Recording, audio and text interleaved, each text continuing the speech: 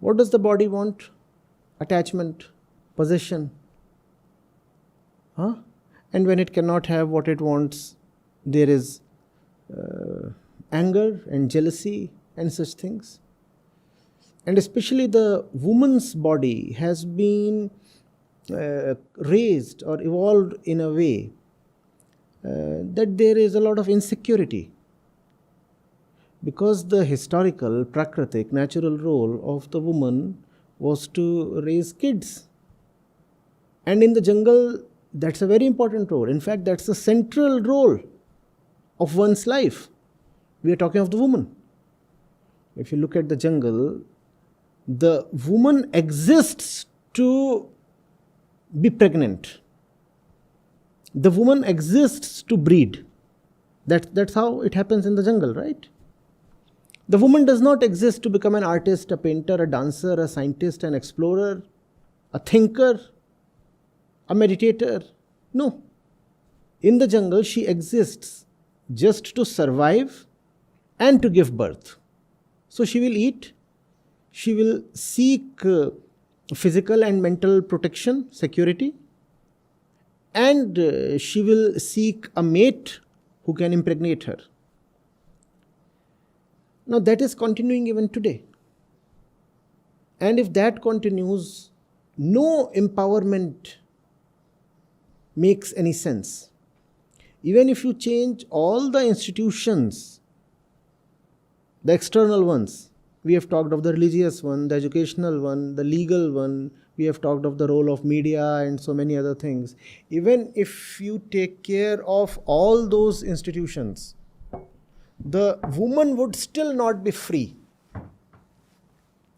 Even if you bestow all kind of powers on her, she would still either refuse to wield those powers or would misuse those powers. Because internal bondage is way more severe than any kind of external bondage. If you give her external freedom without caring for her internal freedom, external freedom will make very little difference. In fact, external freedom will become dangerous because it will create an illusion of freedom. She will think she is free, she will claim she is empowered, whereas she is as much in bondage as she always has been. And that's the case of a lot of so-called empowered women today. They say we are empowered, but internally they are still living in the jungle variety of bondage. So that's where self-knowledge comes in. She needs to have self-knowledge. And that's where wisdom literature comes in. That is what is Atmagyan or spirituality. That's where Vedant comes to the woman's rescue. Vedant tells her, oh, come on, learn to keep the body aside. You're not the body. The body is at most a resource that you can use to attain some legitimate objective.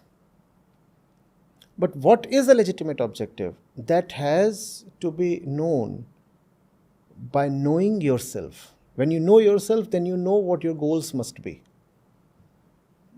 Right? So self-knowledge.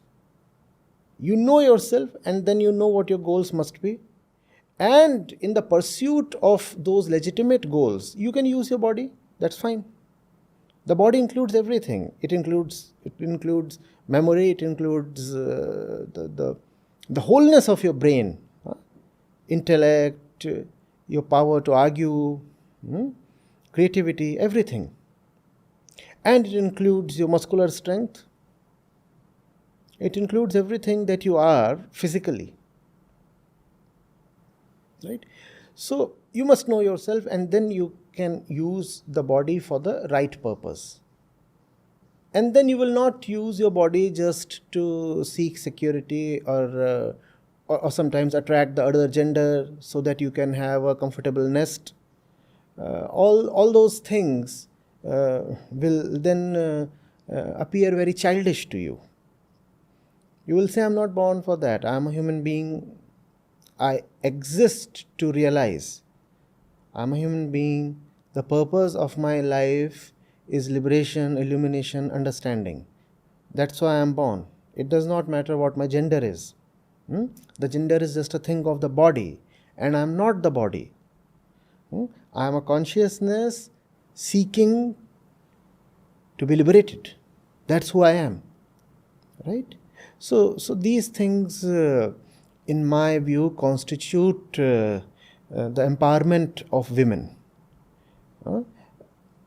Modification and reform of external institutions, the institution of family, the institution of religion, society, law, education, media, these have to be taken care of. And more important than that, the woman has to have self-knowledge, and to that end you require specialized courses in schools and colleges.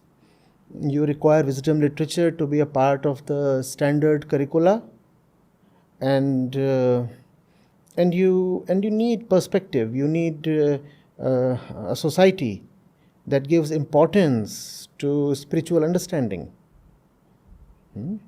So that's from my side.